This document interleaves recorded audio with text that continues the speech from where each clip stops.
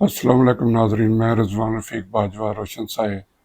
Welfare news net work کی جانب سے آپ کی خدمت میں ایک بار پھر حاضر ہوں۔ آج ہم عید سے قبل 2-3 موضوعات پر گفتگو کریں گے، لیکن اس سے پہلے میں تمام ان احباب کا شکر گزار ہوں جنہوں نے والد محترم جناب رفیق احمد باجوہ صاحب کی 20ویں برسی پر پیغامات بھیجے، اظہار افسوس کیا۔ کچھ نے ہمارے چینل جو روشن سائے آفیشل اس پہ پیغامات بھیجے، کچھ فون کالز کے ذریعے اور کچھ واٹس ایپ پہ پیغامات جو ہمیں موصول ہوئے۔ میں ان تمام احباب کا شکر گزار ہوں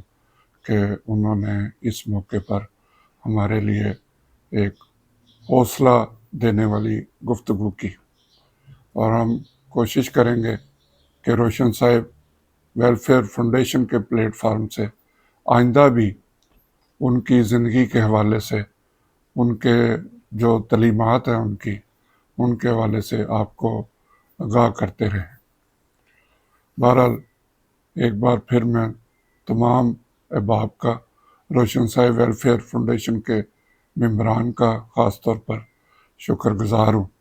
اور خاص طور پر ان کا جنہوں نے اس حوالے سے اپنے خیالات کا اظہار میڈیا کے ذریعے، پرنٹ میڈیا کے ذریعے، سوشل میڈیا کے ذریعے کیا۔ تو اب ہم چلتے ہیں جو موضوعات پر گفتگو ہم نے کرنی ہے اس طرف۔ سب سے پہلے میں آپ سے یہ عرض کرتا چلوں کہ عید سے قبل بجٹ تو حکومت نے پیش کر دیا، اس کے جو مہنگائی کے اثرات ہیں وہ بھی آہستہ آہستہ ہمارے سامنے آنا شروع ہو جائیں گے۔ ویسے تو بجٹ میں جو ٹیکسز وغیرہ لگتے ہیں اور جن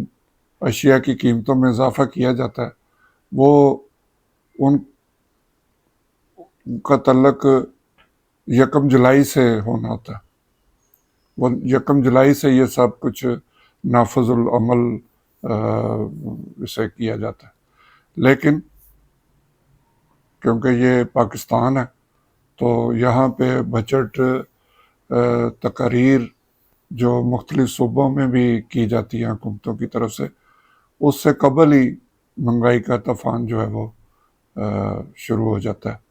اور جو بڑے ذخیرہ اندوز مافیاز ہیں ان کو علم ہوتا ہے کہ کن چیزوں کی قیمتیں بڑھنی ہیں، تو وہ اس کو سٹاک کر لیتے ہیں، ذخیرہ اندوزی کر لیتے ہیں، اور پھر ان کی قیمتیں بڑھا کر ان کو بجٹ نافذ ہونے سے قبل ہی عوام کے سامنے پیش کر دیا جاتا ہے، اور عوام بیچارے مجبور ہیں، وہ اگر ان کو نہ خریدیں تو پھر کیا کریں، کیونکہ ہم ایک مشترکہ طور پر کوئی ایسا لائے عمل نہیں اپنا سکتے، اتنی صلاحیت نہیں قوم میں کہ وہ مشترکہ کوئی لائے عمل اپنا کے کسی چیز کا بائیکاٹ کرے یا اس کے خلاف احتجاج کرے۔ انفرادی طور پر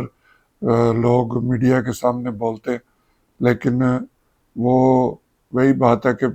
ادھر وہ مہنگائی کا رونا روتے ہیں، اور وہاں بیان دینے کے بعد وہیں جا کے بازار سے پھر وہ چیزیں خریدنے پہ مجبور ہوتے ہیں۔ تو یہ مہنگائی کا ایک سلسلہ شروع ہو چکا ہے۔ اب عید کی بھی آمد ہے، اور ہر چیز روزانہ کی بنیاد پر جو کھانے پینے کی چیزیں ہیں، سبزیاں ہیں، فروٹ ہے، ان کی قیمتوں میں تیزی سے اضافہ کیا جا رہا ہے۔ کچھ لوگ بھی جو بڑے ایلیٹ کلاس ہے، وہ پہلے ہی انہوں نے بھی اپنے گھروں میں ذخیرہ کر لیا سب کچھ، اور جس کی وجہ سے ایک مارکیٹ پہ پریشر جو تھوڑا بہت آتا ہے، لیکن جو ہمارے تاجر حضرات ہیں وہ اس پریشر کو بڑھا چڑھا کر پیش کرتے ہیں، اور وہاں بیٹھے ہوئے سستے داموں خریدی کی چیزوں کو مہنگے داموں فروخت کرتے ہیں۔ تو یہ سلسلہ جاری ہے، حکومت اس میں بالکل منظر عام پہ نہیں، وہ اپنے دیگر کاموں میں مصروف ہیں، کوئی پرائس کنٹرول کمیٹیاں ایکٹیو نہیں ہیں، کوئی مجسٹریٹ نہیں ہے، بس ایک اخباری بیان، ایک پریس ریلیز جاری کر دی جاتی ہے، اتنے لوگوں کو پکڑا، اتنے کو جرمانہ کیا، لیکن مہنگائی کم ہونے کا نام نہیں لے رہی۔ دوسرا، عید کے حوالے سے یہ عرض کرتا چلوں کہ عید پہ آپ، کیونکہ سخت گرمی بھی ہے، اور جو آپ قربانی کریں گے وہ اونٹ کی ہو، گائے کی ہو یا بکرے کی ہو، تو یہ وہ گوشت ہے جو آپ کو بالکل خالص آپ کو ملے گا۔ اب یہ صورتحال یہ ہے کہ یہ سال بعد ہی جو لوگ قربانی کرتے ہیں، یا جو وہ قربانی کا گوشت جن کو بھی آگے وہ تقسیم کرتے ہیں، ان کو سال بعد ہی وہ پورے 100% یقین کے ساتھ کھا سکتے ہیں کہ یہ گوشت پانی ملا گوشت نہیں ہے، یہ کوئی بیماری والا گوشت نہیں ہے، یہ صاف ستھرا اور غذائیت سے بھرپور گوشت۔ اس لیے اسے کھانے پینے میں ذرا توازن رکھیں اور اپنی صحت کا خیال کریں، کیونکہ گرمی بہت زیادہ، تو اس میں زیادہ آپ کو پیٹ کی بیماریاں اور جو ہیں وہ ان کا ہونے کا اگر آپ خیال نہیں رکھیں گے کھاتے پیتے وقت، تو آپ کا پیٹ خراب ہو سکتا ہے اور آپ ہسپتال پہنچ سکتے ہیں۔ تو اس لیے احتیاط کریں، ہسپتال جانے کی بجائے گھر میں اسے ذرا ایک متوازن غذا جیسے کھائی جاتی ہے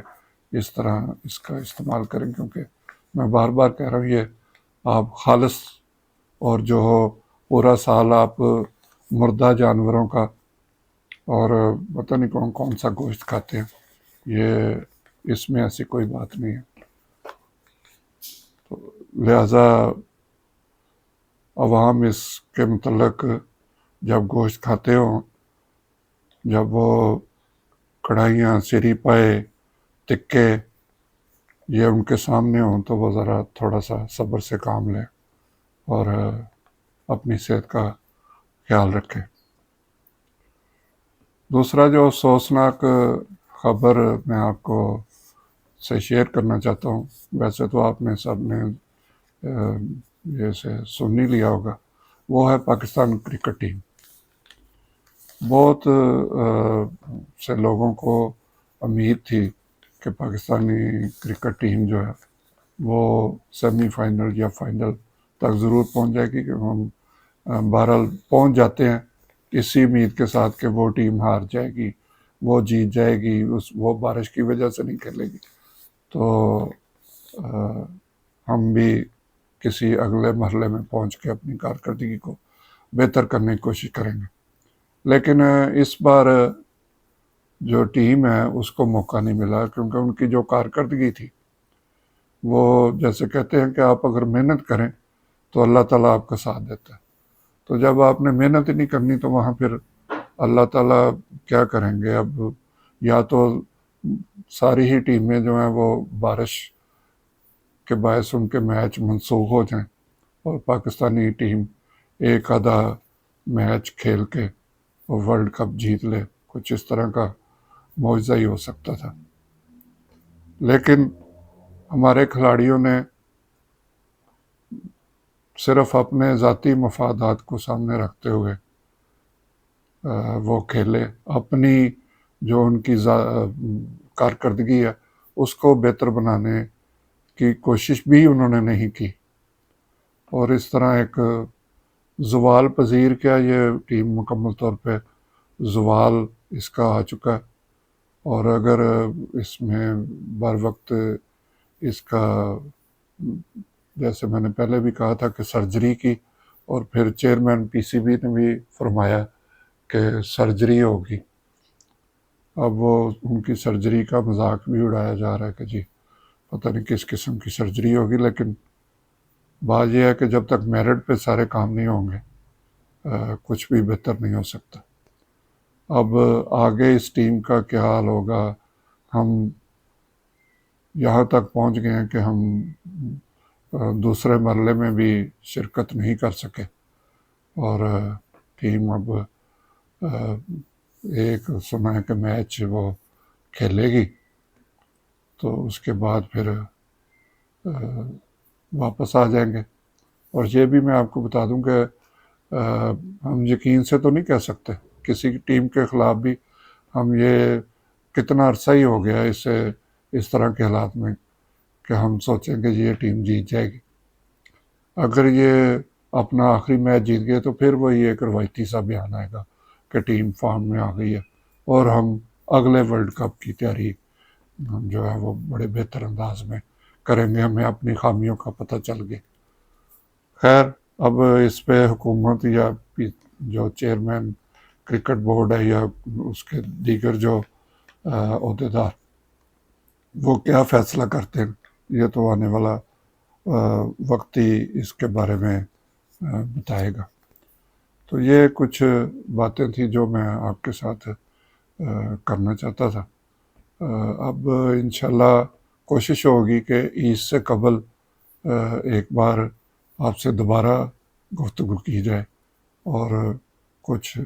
اچھی باتیں عید کے حوالے سے آپ سے کرنے کی کوشش کریں گے، جس میں یہ مسائل سے ہٹ کے بات ہوگی۔ اس کے ساتھ ہی میں آپ سے اجازت چاہوں گا۔ اللہ ہم سب کا حامی و ناصر ہو۔ خدا حافظ۔